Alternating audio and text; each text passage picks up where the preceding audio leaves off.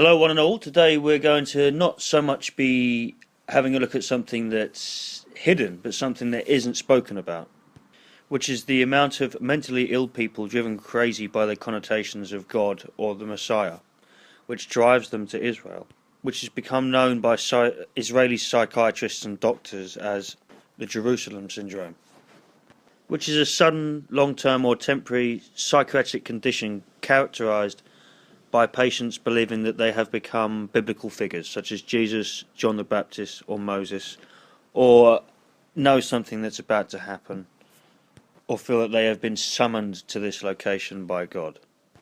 Such occurrences are commonplace and very well known to Israeli psychiatrists, which to the rest of us go very much unnoticed and undocumented. In 2016, Raf Sanchez from Jerusalem listed a few examples just to highlight them. An Irish schoolteacher who came to Jerusalem Hospital convinced she was about to give birth to the baby Jesus when in fact she wasn't even pregnant. Or a Canadian tourist who believed that he was the biblical strongman Samson and tried to tear stone blocks out of the Wailing Wall. or an Austrian man who flew into a rage in his hotel kitchen when staff refused to prepare the Last Supper for him. And this is all a case of foreign visitors that usually suffer from deep mental illness at home. And that religious indoctrination which damages people with a healthy mind so badly seems to have completely eradicated the ability for the mentally ill to make coherent decisions whatsoever.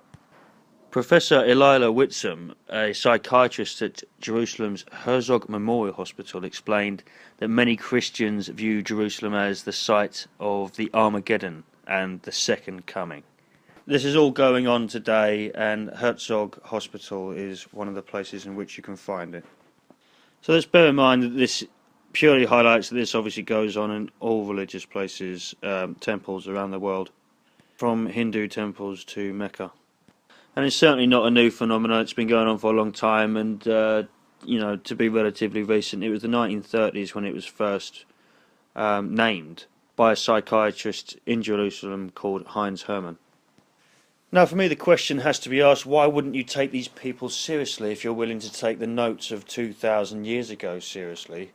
But the fact is that the Jews of today have come to the conclusion that a culture is better out of what was once a religion. So I'm very confident that many Jews would accept that they are atheists but still claim to be completely Jewish. So from their standpoint, the argument of not taking them seriously is valid. But for any other human being hearing these completely ludicrous tales, why wouldn't you believe them? Why do you believe the word of a Jew in Palestine 2,000 years ago, but you don't believe this chap going completely off his head because he wants his Last Supper made for him? You see, with certain religions, by the time you find out someone's crazy, it's too late.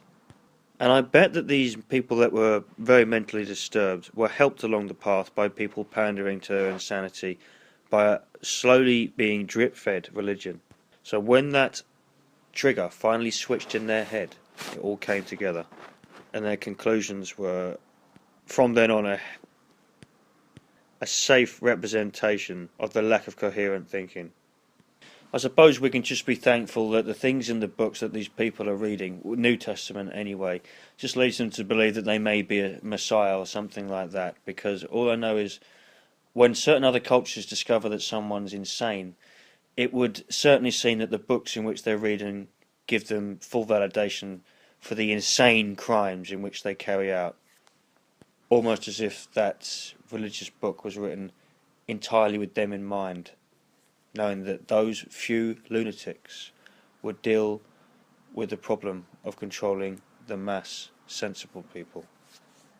Never be told religion is not damaging, and do your best to look into how it is damaging people, degrading those with imaginations and ruining those with too vivid imaginations. This is Mr. Heretic at Revelation Be Damned, and I can't tell you enough to think for yourself.